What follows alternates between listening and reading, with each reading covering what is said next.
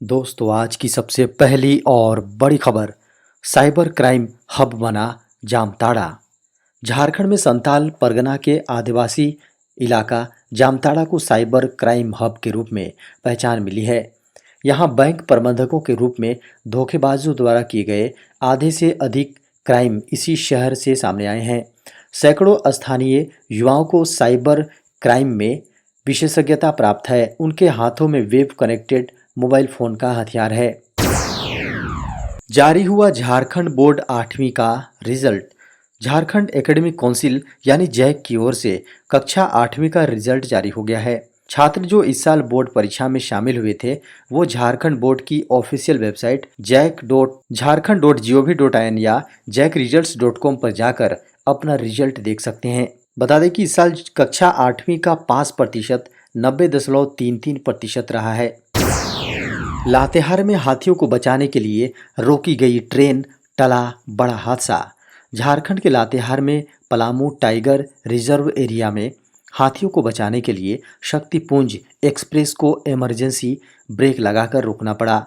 पूर्व मध्य रेलवे के धनबाद मंडल में पड़ने वाले इस लाइन में डाउन शक्तिपुंज एक्सप्रेस आ रही थी। तभी लोको पायलट को ट्रैक पर हाथियों का झुंड दिखाई दिया। इसके बाद ट्रेन के वरिष्ठ लोको पायलट ने तुरंत इमरजेंसी ब्रेक लगाकर ट्रेन को रोक दिया और लगभग 10 से 12 हाथियों के झुंड को जाने दिया। देश के नए सीजेआई बने यूयू ललित। जस्टिस उदय उमेश ललित शनिवार को भारत के 49वें मुख्य न्यायाधीश बन गए। राष्ट्रपति द्रौपदी मुर्मू ने सुबह 10:30 बजे उन्हें पद की शपथ दिलाई। राष्ट्रपति भवन में आयोजित इस कार्यक्रम में प्रधानमंत्री नरेंद्र मोदी, उपराष्ट्रपति जगदीप धनखड़, कानून मंत्री किरण रिजिजू, पूर्व chief justice N V Ramana, supreme court के जज कई जज और जस्टिस ललित के परिवार वाले मौजूद रहे। बेहद सौम्य स्वभाव के जस्टिस ललित का कार्यकाल सिर्फ 74 दिनों का होगा। वो 8 नवंबर को रिटायर होंगे। झारखंड में 28 अगस्त को हो सकती है बारिश। झारखंड में 28 अगस्त को बारिश होने की संभावना है। पूरे झारखंड में 28 और 29 अगस्त को हल्के से मध्यम दर्जे की बारिश हो सकती है। वहीं झारखंड की राजधानी रांची में 31 अगस्त तक बादल छाए रहेंगे। मौसम केंद्र ने कहा है कि 28 अगस्त को झारखंड में कहीं कहीं हल्के से मध्यम दर्जे की वर्षा हो सकती है। इस दौरान मेघ गरजेंगे और कुछ जगहों पर वज्रपात भी हो सकता है।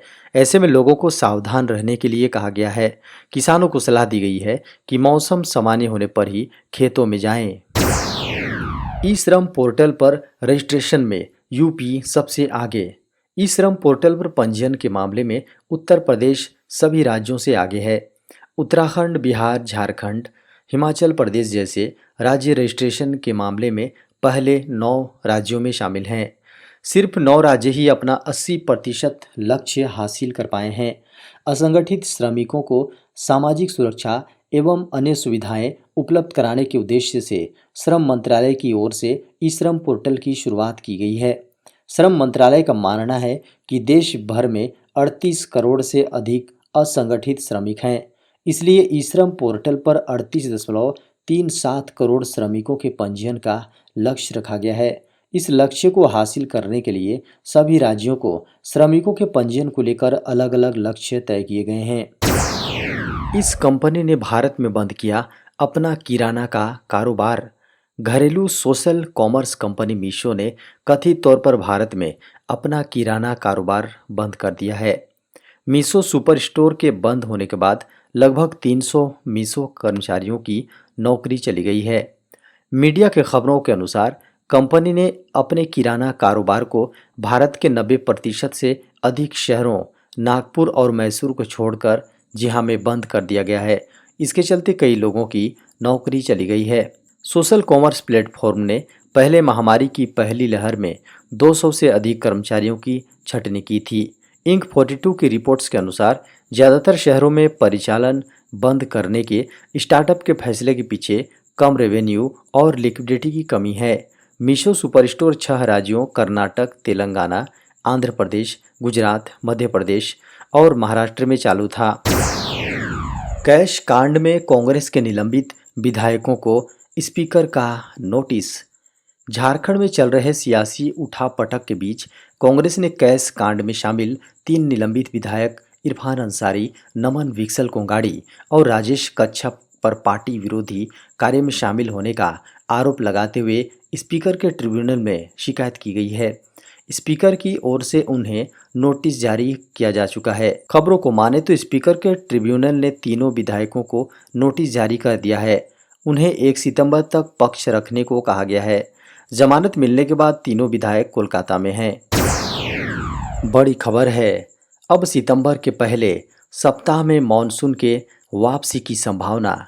मौसम विभाग यानी आईएमडी के अनुसार दक्षिण पश्चिम मानसून के सितंबर के प्रथम सप्ताह में वापसी के चरण में प्रवेश करने की संभावना है, जो सामान्य तिथि से लगभग एक पखवाड़ा पहले होगा। झारखंड के कुछ जिलों में हल्की बारिश की संभावना है। ओडिशा में 2 दिन तक भारी बारिश के आसार नजर आ रहे हैं। बिहार के कुछ जिलों में 27-28 अगस्त को मध्यम से तेज वर्षापात, वज्रपात एवं मेघ गर्जन को लेकर अलर्ट जारी किया गया है। स्काईमेट के अनुसार पिछले 24 घंटों के दौरान अंडमान निकोबार द्वीप समूह, आंतरिक तमिलनाडु, दक्षिण आंतरिक कर्नाटक, दक्षिण छत्तीसगढ़ और दक्षिण पूर्व उत्तर प्रदेश में हल्के से मध्यम बारिश के साथ 1 या 2 स्थानों पर भारी बारिश हुई है। झारखंड हाईकोर्ट ने मांगा सांसदों विधायकों के खिलाफ लंबित सभी मामलों की जानकारी।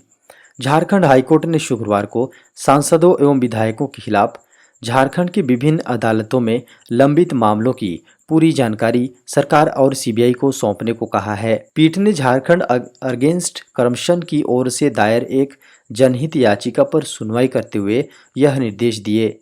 याचिका में सांसदों विधायकों के खिलाफ मुकदमों में तेजी लाने और उनका निपटारा समयबद्ध ढंग से शीघ्र करने की मांग की गई है। अदालत ने केंद्रीय अन्वेषण ब्यूरो और राज्य सरकार दोनों से यह बताने को कहा है कि सांसदों विधायकों के खिलाफ कितने मामले लंबित हैं, कितने मामलों में जांच चल रही है, कितने मामलों में आरोप पत्र दाखिल किया जा चुका है और कितने मामलों में बहस हुई है। अदालत ने यह भी पूछा कि किन मामलों में मुकदमा अभी चल रहा है, मुकदमे की वर्तमान में क्या स्थिति है। देश में पिछले 24 घंटे में मिले कोरोना संक्रमण के 9,520 नए मामले। देश में पिछले 24 घंटे में कोरोना वायरस संक्रमण के 9,520 नए मामले सामने आने से देश में संक्रमितों की संख्या बढ़कर 4,43,98,696 हो गई, जबकि उपचाराधीन मरीजों की संख्या घटकर 87,311 रह गई हैं। केंद्रीय स्वास्थ्य मंत्रालय के शनिवार सुबह 8 बजे जारी अद्यतन आंकड़ों के अनुसार देश में संक्रमण से 41 और लोगों की मौत होने के बाद मृतकों का आंकड़ा बढ़कर 5,27,597 पर पहुंच गई हैं। इन 41 मामलों में इन 41 मृतकों में वे 4 लोग भी शामिल हैं जिनके नाम केरल ने कोविड-19 से मौत के आंकड़ों का पुनः मिलान करते हुए संक्रमण से जान गंवाने वाले लोगों की सूची में डाले हैं। आंकड़ों के अनुसार देश में कोविड-19 के उपचाराधीन मरीजों की संख्या घटकर 87,311 रह गई हैं, जो कुल मामलों का 0.20% है। पिछले 24 घंटे में उपचाराधीन मरीजों की संख्या में 3,396 की कमी दर्ज की गई है। वहीं मरीजों के रिकवर होने की राष्ट्रीय दर बढ़कर 98.62% हो गई हैं। ट्रेन का टिकट नहीं होने पर भी कर सकते हैं यात्रा, ये है नया नियम। भारत में करोड़ों यात्री ट्रेन से रोजाना सफ़र करते हैं। अगर आप भी ट्रेन से सफ़र करते हैं तो आपको ट्रेन से जुड़े भारतीय रेलवे के नियमों की जानकारी होना ज़रूरी है। ज़रूरत पड़ने पर आप अपनी सही जानकारी के आधार पर ही काम कर सकें। ट्रेन से यात्रा करने वाले यात्री कई बार ट्रेन का टिकट घर पर ही भूल जाते हैं। ऐसे में यात्रियों के सामने बड़ी परेशानी खड़ी होती है। हालांकि कुछ यात्री अपने टिकट को स्मार्टफोन पर फ़ोटो खींचकर रख लेते हैं, लेकिन यह काम आएगा या नहीं, इसकी दुविधा भी बनी रहती है। अगर यात्री ऑनलाइन माध्यम से भारतीय रेलवे का टिकट खरीदता है तो उसके लिए कुछ सुविधाएं दी जाती हैं। अगर यात्री इंडियन रेलवे की आधिकारिक वेबसाइट या ऐप का इस्तेमाल कर टिकट खरीदते हैं तो स्मार्टफोन के जरिए टिकट की सॉफ्ट कॉपी मान्य होगी। रेलवे द्वारा सीट के कंफर्म होने का मैसेज भी इस स्थिति में मान्य हो जाता है। बता दें कि ऑनलाइन टिकट का प्रिंट आउट होने की शर्त शुरुआती फेज में जरूरी थी, लेकिन अब प्रिंट आउट नहीं होने पर भी यात्रा की जा सकती है। अब इस चैनल पर दिखेंगे क्रिकेट के सभी मैच। डिज्नी स्टार ने 2024 से 4 वर्षों के लिए पुरुषों और महिलाओं के सभी आईसीसी आयोजनों के टीवी और डिजिटल अधिकार हासिल किए हैं। अंतर्राष्ट्रीय क्रिकेट परिषद ने शनिवार को इसकी पुष्टि की। 2027 के अंत तक पुरुषों और महिलाओं के सभी मैच के टीवी और डिजिटल जीता है। आईसीसी अध्यक्ष ग्रेग बर्कले ने कहा कि हमें अगले 4 वर्षों तक डिज्नी स्टार के साथ साझेदारी करते हुए खुशी हो रही है। हमारे खेल के भविष्य में एक महत्वपूर्ण भूमिका निभाएंगे और पहले से कहीं अधिक प्रशंसकों से जुड़ने में मदद करेंगे। कुछ शीर्ष कंपनियां स्टार, सोनी, जी वॉयकॉम अधिकार हासिल करने के लिए मैदान में थी। डिज्नी स्टार ने कहा है कि हम अंतर्राष्ट्रीय क्रिकेट परिषद यानी आईसीसी के साथ अपने जुड़ाव को लेकर प्रसन्न हैं और आने वाले वर्षों में क्रिकेट के खेल को बढ़ाकर अपनी साझेदारी को मजबूत करने की आशा करते हैं।